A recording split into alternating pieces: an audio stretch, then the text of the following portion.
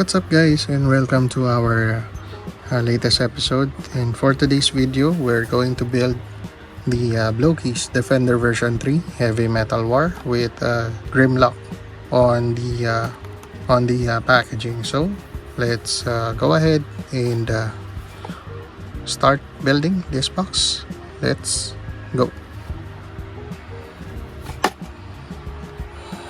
Alright, so on the previous Blokees build that we had, I think it's the Galaxy version Defender. The box that we got is similar to this, unlike with the other Blokees that has sealed packaging and a hologram effect on the plastic. This one doesn't have plastic at all, but as we can see, this is a perfectly sealed box. We don't see any tapes on the side that would indicate tampering. So yeah, let's go ahead and open the box and let's see who is it going to be. Alright, we just need the help of our handy dandy multi-tool, pocket knife,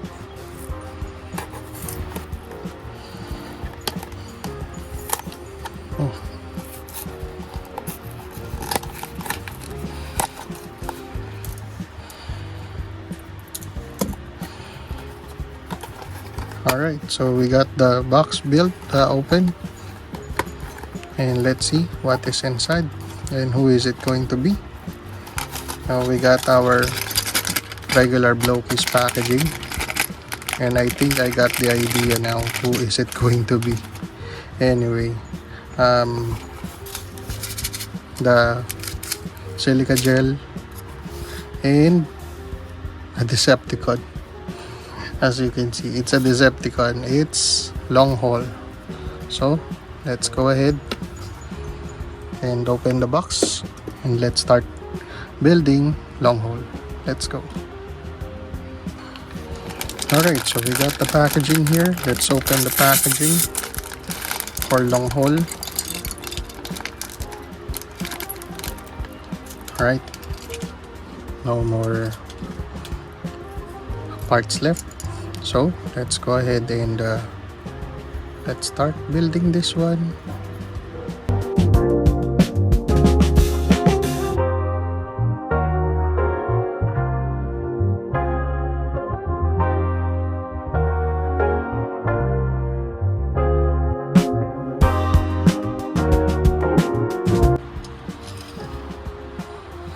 Alright, so we got our long haul vehicle.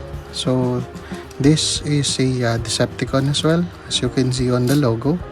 And long haul is a recurring Decepticon character within the Transformer franchise. He is best known as Constructicon. So on this part, we know Onslaught is the one of the Combaticons. Then long haul is one of the Constructicons, so meaning they're construction vehicle, but they are Decepticons. So with these three,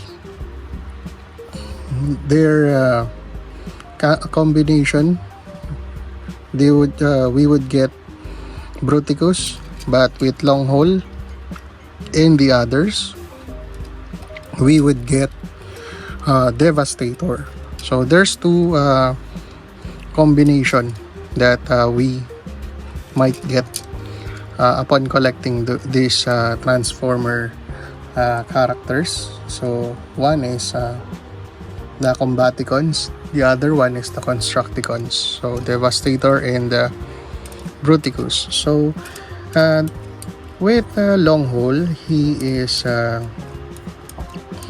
typically taking a form of a heavy dump truck, this one, and he is often portrayed as bitter, and he complains about his logistics role and yearning for more action in the front line. So he probably doesn't have enough screen time. That's the reason why he is like what do you call this, bitter in his character. So he is depicted often as a grumbly angry warrior, dislikes his logistics role, and he is a dangerous threat. I'm not sure if I have a the long haul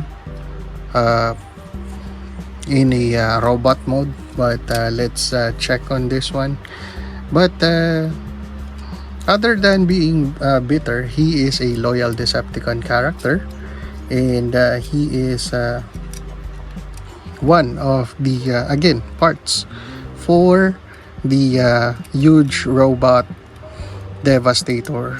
But for now, I hope you like this video, and if you really love what I'm doing here, please like, share, and subscribe to my YouTube channel, Ybrik Builds.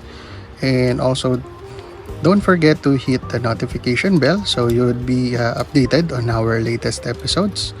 And that's it, guys. See you next time. Peace. Push.